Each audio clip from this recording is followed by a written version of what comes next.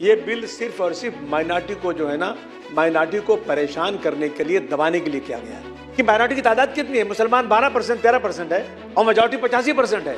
अध्यक्ष महोदय, वो 12% से 85% को डराया जा रहा है कि देखो समझ जाओ ये लोग क्या करने वाले हैं। मेजॉरिटी मायनॉरिटी हा जो काही विषय आहे, अबू आझमी आज सभागृहात छाती ठोकपणे सांगतोय तसं नाहीये आणि हे होत नाही। लव जिहाद असा काही प्रकारच नसतो। याला खोडून काढणारा काल परवाचा जो काही विषय झालाय, अगदी ढळढळीत उदाहरण आहे आपल्या समोर, जे अमित साटम यांनी भर सभागृहात मांडलंय। दक्ष केशव वैद्य असं स्वतःचं नाव सांगितलं। दक्ष केशव वैद्य असे नाव सांगत बनावट आधार कार्ड, पॅन कार्ड, तरुणीशी प्रेम संबंध प्रस्थापित केले। लग्नाची तयारी सुरू असताना तरुण इक्बाल शेख आहे असे उघडकीस आले।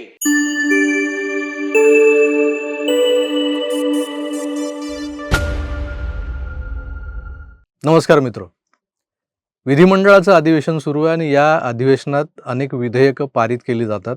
त्यातलं एक महत्त्वाचं विधेयक जे काल परवा मांडलं गेलं, त्याच्यावर चर्चा सुरू आहे। अगदी आज सकाळी विधानमंडळात जी गरमागरमीचा जो माहोल निर्माण झाला होता, त्यामागचं कारण म्हणजे धर्म स्वातंत्र्य विधेयक।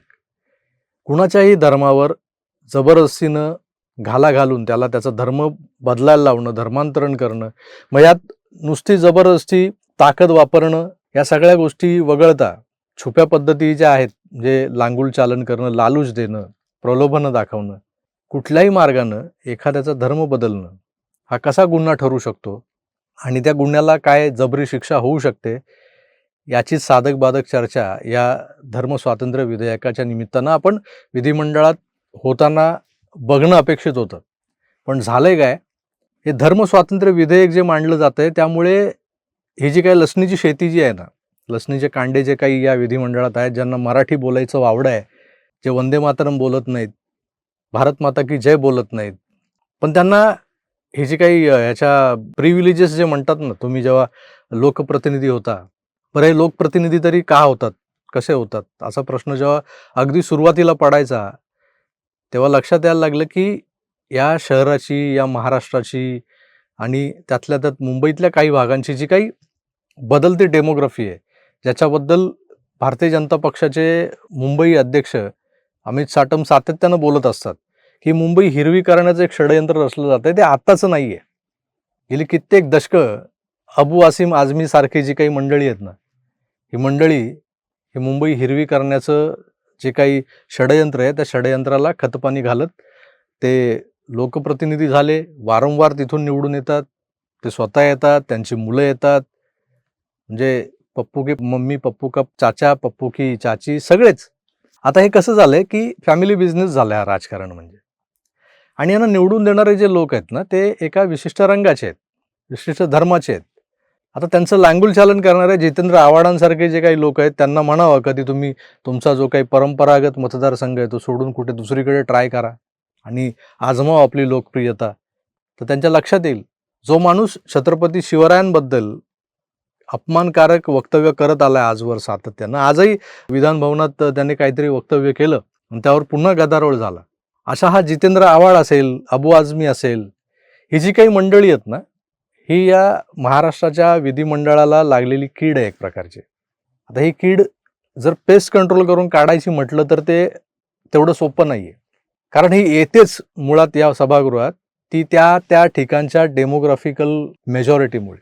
तिथं एका रंगाचं, एका धर्माचं जे काही प्राबल्य आहे आणि ते प्राबल्य असलेले जे काही मतदार आहेत, त्यांना एक गठ्ठा मतदान करतात आणि हे निवडून येतात।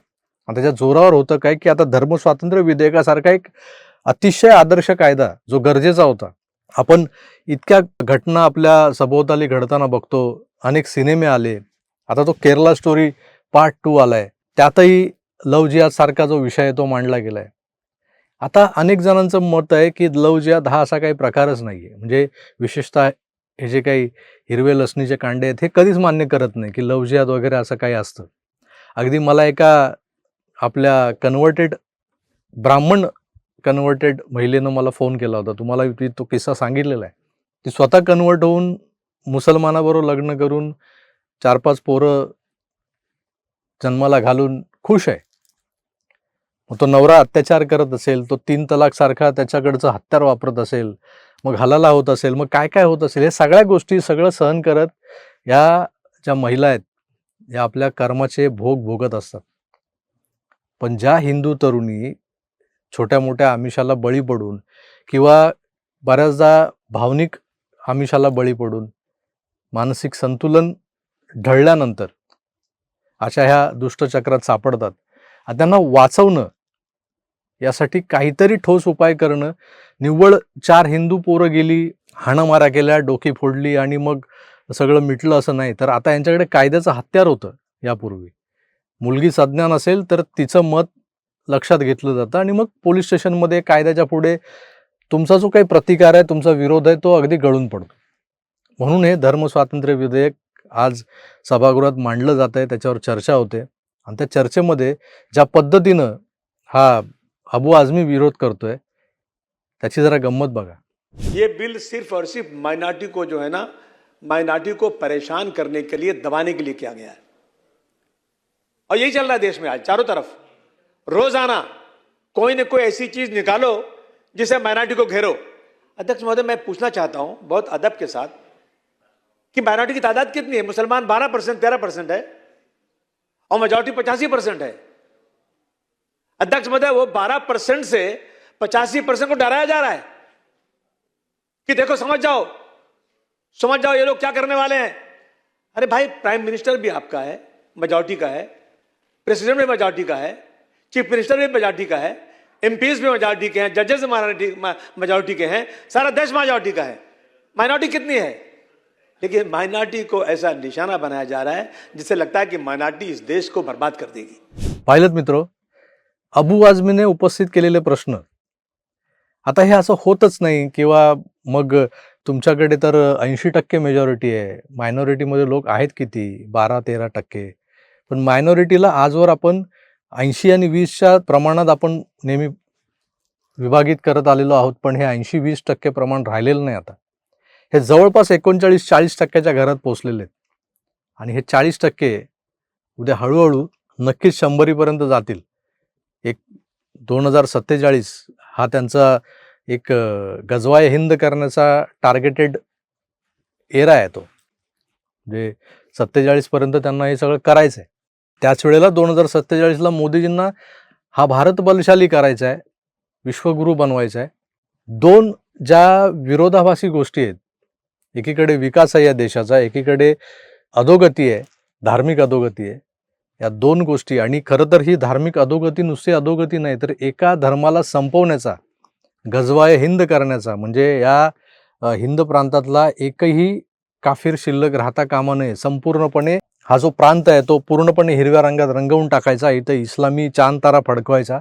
हे या गजवाय हिंदचं सगळ्यात मोठं लक्ष आहे. आणि ते पूर्ण करण्यासाठी यांनी डेडलाईन ठेवली आहे 2047ची.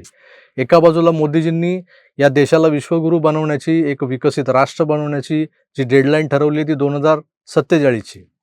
2047 हे महत्त्वाचं वर्ष तर आहेच. कोण सरस ठरतोय, कोण आपलं ध्येय सगळ्यात आधी गाठतोय, हे बघणं खरंच रंजक ठरणार आहे. पण ह्या स्वप्नरंजनात, मनोरंजनात आपण किती काळ गुंतून राहणार? कारण मेजॉरिटी मायनॉरिटी हा जो काही विषय आहे, अबू आझमी आज सभागृहात छाती ठोकपणे सांगतोय, पण तसं नाही आहे. आणि हे होत नाही. लव जिहाद असा काही प्रकारच नसतो. याला खोडून काढणारा काल परवाचा जो काही विषय झाला आहे, अगदी ढळढळीत उदाहरण आहे आपल्यासमोर, जे अमित साटम यांनी भर सभागृहात मांडलंय आणि ते सिद्ध करून दाखवलंय. अध्यक्ष महाराज, सन्माननीय सदस्य अबू आसिम आझमी एक उदाहरण देत आहेत. माझ्याकडे पण एक उदाहरण आहे अध्यक्ष महाराज. आता परवाचं आहे उदाहरण, परवाचं उदाहरण आहे अध्यक्ष महाराज. दक्ष केशव वैद्य असं स्वतःचं नाव सांगितलं. दक्ष केशव वैद्य असे नाव सांगत बनावट आधार कार्ड, पॅन कार्ड, तरुणीशी प्रेम संबंध प्रस्थापित केले. लग्नाची तयारी सुरू असताना तरुण इक्बाल शेख आहे असे उघडकीस आले. आणि हे पॅन कार्ड आणि आधार कार्ड कोण तयार करतात अध्यक्ष महाराज? हे एक षडयंत्र आहे अध्यक्ष महाराज. हे अशा प्रकारचे लोकप्रतिनिधी जे असतात ना, हा एक पॅटर्न आहे, पॅटर्न. तर असा दक्ष केशव वैद्य नावाचा जो काही मुस्लिम होता, ज्याने नाव बदलून तो बंद खोलीत नमाज पढायचा आणि एका ब्राह्मण कुटुंबातल्या मुलीला फूस लावून तिच्याशी लग्न करायला निघाला होता, आपले खोटे डॉक्युमेंट्स तयार केले होते, हे सगळं या भारतात होतं, महाराष्ट्रात होतं आहे, मुंबईत होतं आहे. आणि त्याला विरोध करायला किंवा ह्या सगळ्या ज्या वाईट चाली, प्रथा, रूढी हे सगळं संपवून टाकायला जर एखादं धर्म स्वातंत्र्य विधेयक आवश्यक असेल आणि ते मांडण्याचा प्रयत्न, ते मांडण्याची पहल जर या महायुती सरकारने केली असेल, तर ते विधेयक सर्वानुमते, बहुसंख्येनं, बहुमतानं पारित व्हायला हवं, ही सदिच्छा आहे. पण त्याच्या आड येणारे हे जितेंद्र आव्हाडांसारखे, अबू आझमीसारखे हे जे काही हिरवी बांडगुळं आहेत ना, जी का या सभागृहात आहेत, याचं कारण मी सुरुवातीला सांगितलं आहे. त्यांचा बिमोड करणं फार गरजेचं आहे. त्यासाठी ही डेमोग्राफी बदलावी लागेल, कारण या डेमोग्राफीमुळेच यांची ताकद वाढली आहे. आज हे सांगतात आम्ही 12 ते 20% आहोत, पण मी जसं म्हणालो की हे 12 ते 20% नाही, तर हे 40%च्या जवळपास पोचलेत. हे 40% कंट्रोलमध्ये ठेवायला हवेत आणि ते करण्यासाठी ही अशी विधेयकं, असे कायदे, ज्या कायद्यांना घाबरून हे यांच्या बिळातून बाहेर निघालेच नाही पाहिजेत, अशा पद्धतीचे कायदे या सभागृहात पास होणं गरजेचं आहे. आणि त्यासाठी जे लढतायत म्हणजे नितेश राणेंसारखा एक हिंदुत्ववादी, कडवट, कट्टर आणि वोकल असलेला आमदार, आमदार काय उपकार करतायत का? एवढं बोलायचं ना, जाऊन बोला ना त्या टिपे आणि औरंगाबादबद्दल. जाऊन आम्ही काय बोलणार? पण पहिले आहे ना अध्यक्ष महोदय, निलंबित करा अध्यक्ष महोदय. प्रत्येक मुद्द्यावर तो माणूस आवाज चढवून बोलतोय सभागृहात, असा आमदार अजून किमान 100 तरी असायला हवेत. असे 100 नितेश राणे ज्या वेळेला या सभागृहात बसतील, तार स्वरात आपले मुद्दे मांडतील, तेव्हाच झोपलेला हिंदू जागा होईल आणि धर्मस्वातंत्र्य विधेयकासारखे जी काही विधेयकं आहेत, जी काही बिल्स आहेत, ती अशी सरळसोटपणे पास होतील आणि त्याशिवाय पर्याय नाही. यावर तुमचं मत काय हे जरूर कळवा. मी तुर्तास इथेच थांबतो.